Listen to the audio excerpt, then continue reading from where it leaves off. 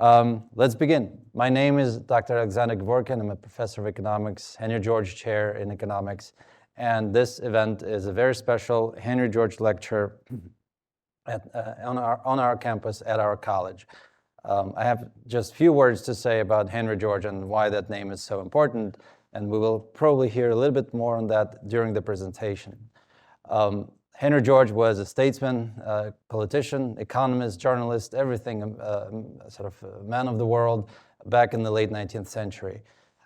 He traveled enough to be able to write one of the most important books that continues to influence policy thinking and decisions these days, and that is the Progress and Poverty, right? Just one second, there seems to be no audio. In that book, he outlined something that became a very important theme that lasts up through these days. And he has a lot of his sort of thoughts gained momentum. There are a lot of followers. And essentially, he was talking about how come it's possible that in a rich nation, there may be such much struggle for a common man.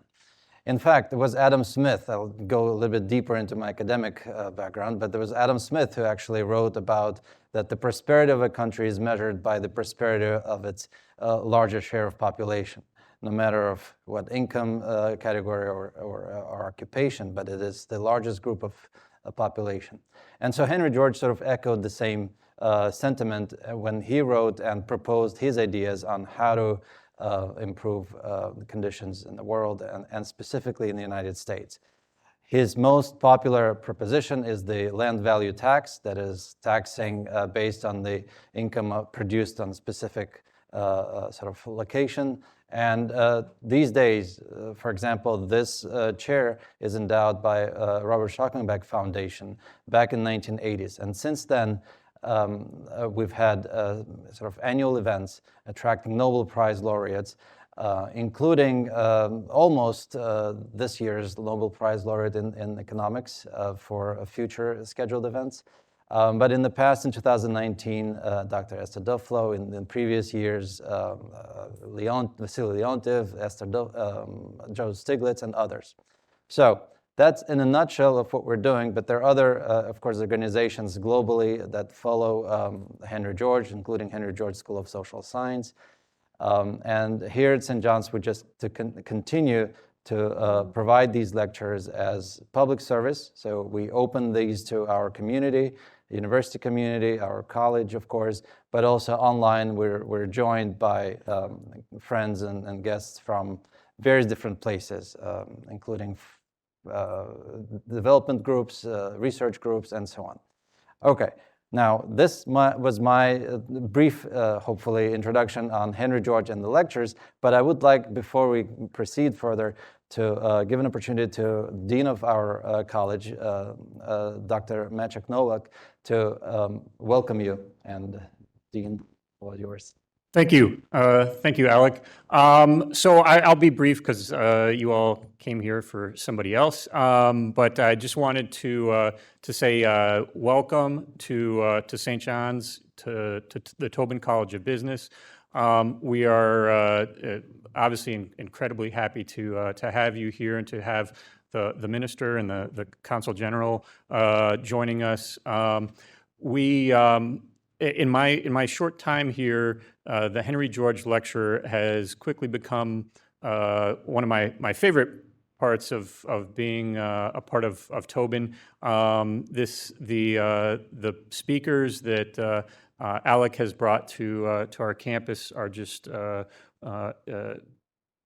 each one more impressive than the last, and we are just so pleased to have another incredible speaker here, and I'm sure you're all very excited to hear him speak. And I know we have a lot of visitors from who have probably never been to our campus before, so we're very happy to have you here to host you, and we hope that you can return for a future event soon. And given the track record, I'm sure it'll be somebody who's also very interesting and engaging. So enjoy your time on our campus and enjoy the speaker. Thank you. Thank you very much. And now I will introduce our speaker. Trygve Vedum is the Finance Minister of Norway, prominent Norwegian politician, and leader of the Center Party. You will have to tell us what that means. As Finance Minister, he has been responsible for overseeing Norway's economic policies, budgeting and financial regulations in turbulent international economy. His tenure has been marked by efforts to balance Norway's economic growth with social equity and strengthen public welfare, and I might add that is very much within the Henry George spirit. And this year, Norway has been a guest country in the G20, Vedum has used his participation to promote the Norwegian taxation system as a tool to fight inequality globally. Another big topic which we discuss in classrooms quite frequently, and policy-wise, it is also very important. Everybody wants to be like Norway. This system of taxation is what he will be lecturing about today. And inspired by ideas of Henry George, Norway has managed its natural resources in a way that has created prosperity for its citizens. So welcome. Okay. Floor is yours.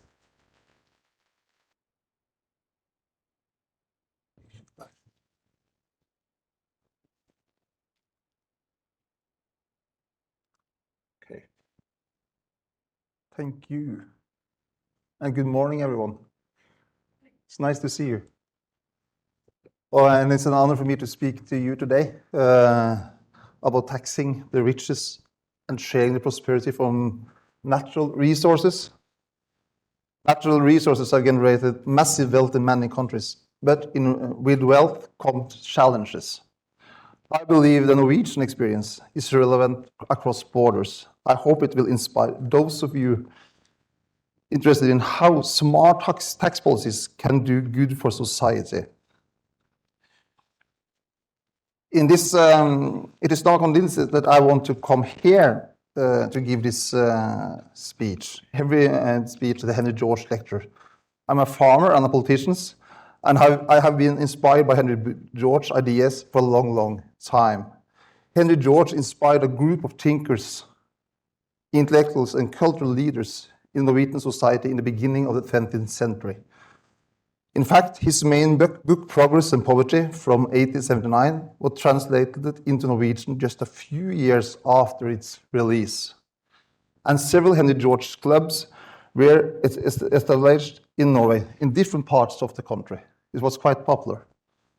In many areas, these Norwegian thinkers became revolutionary, very important for us. The impact on the debate about national resources later went on to shape my country's history. These thinkers inspired me to introduce new taxes on national resources in the fall of 2022. This raised a lot of debate in Norway, and I was heavily criticized by the political opposition, by the industry, and many, many others. But as Minister of Finance, I was convinced that it was the right thing to do. So I'm still a fan of Henry George, even though he's partly to blame for one of the toughest political fights in my life. And now to this book. As you all know, Henry George is best remembered for his ideas about tax on extra income from natural resources, the so-called land rent, or more generally, the resource rent. He witnessed the massive speculation and property price increases in San Francisco before the first railroad across the continent was completed. The railroad companies harvest a lot of these profits. George argued that the increased land value from the railroad should benefit everyone, not just the few that controlled the land and profit from it. Henry George was a self-taught economist, journalist, and politician. He wanted to apply his ideas to society to improve wealth distribution. This was the wrong direction. Let me give you a quick introduction to a part of Norwegian history. We have a few things in common with you Americans. In the beginning of the 20th century, we gained our independence after many years under Danish and Swedish rule. Norway as a nation had to be rebuilt. Equality was an important value at the time, and still is. Our Constitution was written down in 1814, inspired by the American Declaration of Independence. In it, we got rid of our nobility, ensured sovereignty of the people, and the colors of the flag, red, white, and blue, were inspired by the colors of the American and the French flags to symbolize liberty. It was a time of strong industrial development in Norway, and a crucial time for securing income for the new independent nation. But Norway did not control our most important resource, the waterfalls. Foreign private owners were very common. Thinkers and cultural leaders at the time, as well as influential politicians like Johan Castberg, were inspired by Henry George's ideas. Could our national resources benefit everyone, not just a few private owners? The question has been asked again and again through Norwegian history. For the next part of this lecture, I will talk about important measures taken by a generation of Norwegian politicians before me. Their choices have shaped my nation and laid the groundwork for the choices I have made as Minister of Finance. And let me take you on a journey through these important events. And it all started with this, with water, hydropower. In Norwegian, we have called it white gold. Water is a fantastic resource. It creates huge amounts of clean and renewable energy in Norway. We are really, really lucky. Due to our mountains, our river flows through lots of waterfalls. These are sources of energy that can be used. The question is, who does the waterfalls belong to? And who owns the right to earn money from them? And during the last half of the 19th century, investors started buying up land with waterfalls in Norway. The waterfalls they bought could generate power to drive heavy industry. There was not much capital in Norway at that time. And in 1906, 3/4 of the waterfalls which were developed for industry had foreign owners. Our white gold was not under national control. We risked that all the resource rent from the hydropower produced by Norwegian waterfalls was being channeled out of the country, and not for the benefit of the Norwegian people. And the question was, could that be changed? And it's no surprise that these questions caused tough political fights back then, like they do today. Some politicians believed that Norway needed to get control over its own natural resources and the value generated from using the resources. Others thought this was madness, that it would scare away investors and much needed capital to the country. And an active political debate ended with victory for the ones who argued in favor of national control of important natural resources. We secured national control of the assets and later taxed the income from them to benefit the whole Norwegian people. First was the municipalities earned income from hydropower through ownership and special agreements. In 1997, the tax system for hydropower was reformed and a resource rent tax on hydropower was introduced. Today, the total marginal tax rate on hydropower is 67% due to the resource rent tax. In comparison, the general corporate income tax for most other business activities in Norway is 22%. So this is how we manage the riches from the waterfalls, and we are inspired to follow the same direction 70 years later when we found the oil in the North Sea.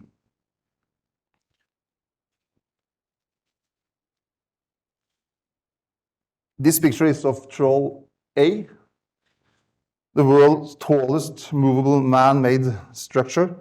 As you can see, taller than the Eiffel Tower and also taller than the Great Empire State Building. It's also a symbol of how huge the Norwegian oil industry has become. Our experience with hydropower, inspired by the thinking of Henry George, form Norway's approach to managing the newly discovered oil riches. We do this through public ownership, the tax system, including resource rent tax. We found oil in 1969. Soon after, the parliament decided that a large share of the profits from oil should go to the Norwegian people, society as a whole. At the heart of this was national control and the tax system. Statoil, now Equinor, was established in 1972 with the Norwegian state as a sole owner. Later, the Norwegian state participating interest was split in two, one part linked to Statoil and the other to the state's direct financial interest in the petroleum industry and ownership body. In 1975, the petroleum taxation system was introduced with a resource rent tax on the top of the ordinary corporate tax. Today, the petroleum industry pays a total marginal tax rate of 78% of their extraordinary profits from petroleum extraction. And it's important to say, public control does not exclude private stakeholders and businesses, nor it depends on skills and innovation in the private sector. But while the industry needs to make a profit, it must share income from extracting oil and gas with the Norwegian people. The understanding we have developed over time is that the oil wealth belongs to the whole of the Norwegian people, not just a powerful few. And not just Norwegian people, today's Norwegian people, but also future generations. And therefore I must talk about this government and this fund. Because in 1990 we established this fund, was set up in 1990. This was a fund to secure our future pensions. Today, deposits from oil and gas productions account for less than half of the fund's value. Most of it has been earned by investing in equities, fixed income, real estate, and renewable energy infrastructure all around the world. The fund is unique because the Norwegian people are the shareholders. The goal is to create the highest possible return on their behalf, while still investing responsibly. Right now, the value of the fund is close to $1.7 trillion, more than 4 times the GDP of mainland Norway. We own 1.5% of all listed stocks in the world, and we are among the 10 biggest owners in the most large companies worldwide. And the profits for this fund help us to provide good public service today and in the future. In 2001, we introduced a fiscal rule on how to spend the income from petroleum in a prudent way. The fiscal rules means we can use some of the money in the annual government budget, but over time, no more than 3% of the fund's values each year. That is the expected real return of the fund. The basic idea is firstly that we should gradually phase in the income from oil and gas into the economy in a responsible way. And secondly, we should keep the capital in the fund for the generation that come after us. In this way, all our children and grandchildren will also enjoy the wealth we generate from the petroleum assets. In some sense, the fund makes a non-renewable resource to the resources that are renewable. So the blueprint for how we manage valuable resources in Norway today goes back more than 100 years, all the way to Henry George. Recently, my government took this tradition and applied to the aquaculture industry.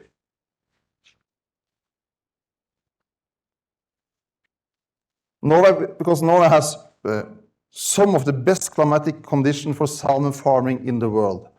At the same time, the aquaculture industry utilizes fjords and sea areas that belongs to society. Aquaculture licenses issued by the government and provide and protected right to indefinitely The average returns generated in this sector during the last decade have been 3 to 4 times higher than in manufacturing. In 2022, my government decided it was time to propose a resource rent tax on the aquaculture industry. We knew it would be a tough debate, and it was quite a tough debate. But just like politicians before us did with hydropower and petroleum, we knew this was the right decision. And from 2023, we also introduced a 25% resource rent tax on aquaculture. This was to make sure that society as a whole receives a fair share of the extraordinary profits from utilizing our valuable fjords and sea areas. A key element of the proposals is that the local communities which make areas available for the industry should be guaranteed a fair share of the resource rent. In 2024, we also introduced a resource rent tax on onshore wind power, as Norway also has some of the best wind resources in Europe. Another tough political debate with powerful interest, but once again, we knew that this was the right thing to do. So let me go back where we started today. In this lecture, I wanted to draw a parallel between Henry George's 19th century's ideas of equality and modern-day tax policies.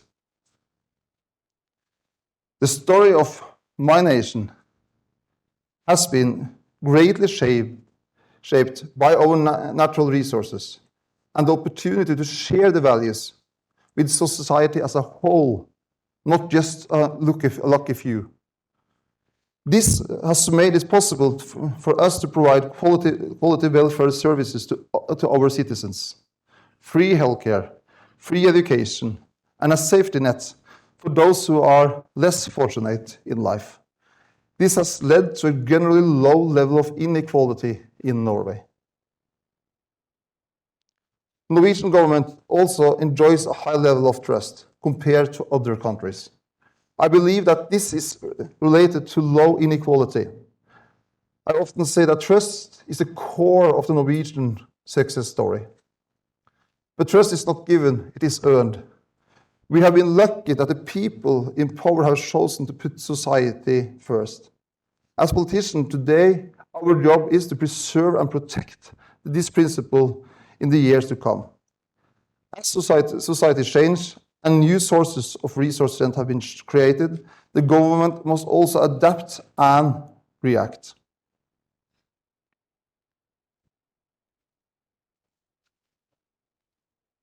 I believe this also reflects Henry George's ideas. In his collection of essays, Social Problems, he argued that more government is likely needed as we keep developing economically.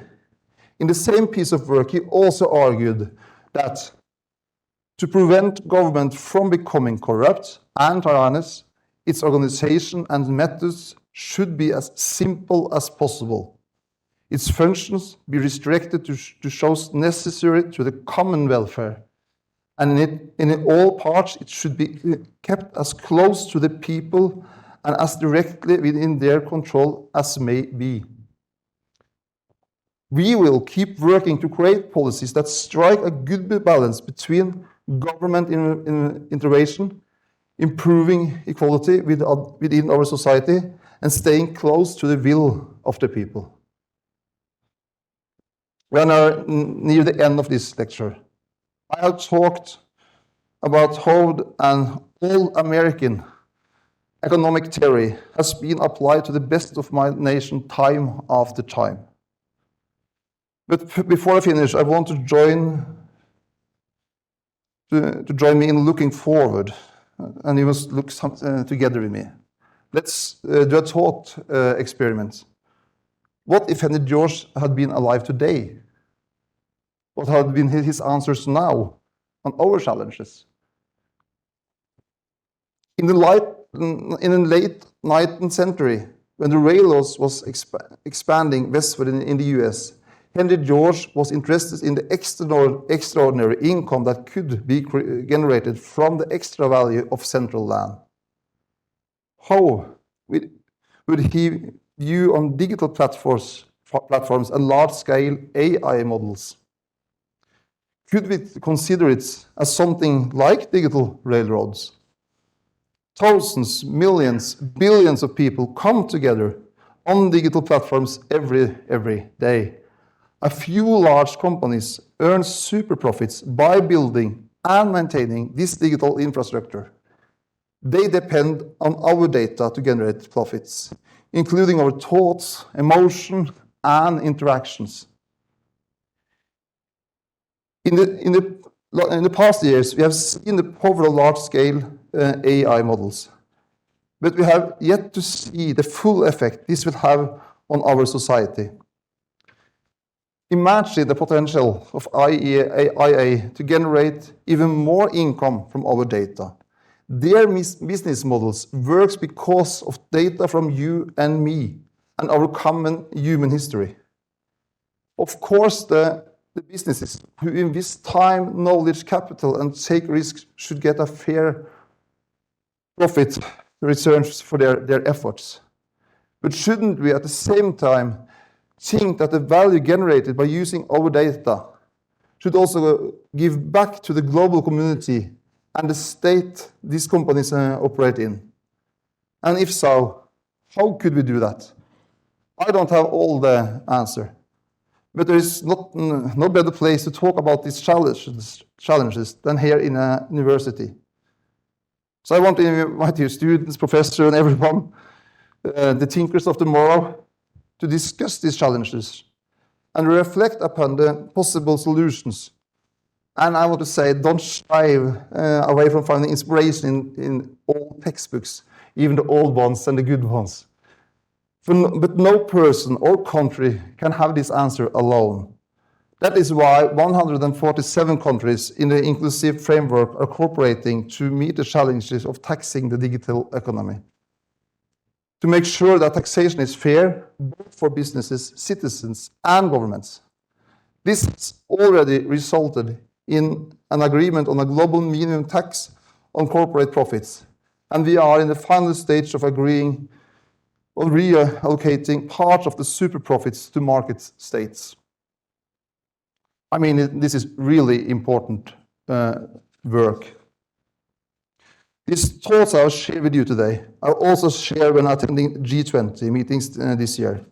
When we discuss international work against inequality, we need to continue to working together internationally because common challenges call for common solutions.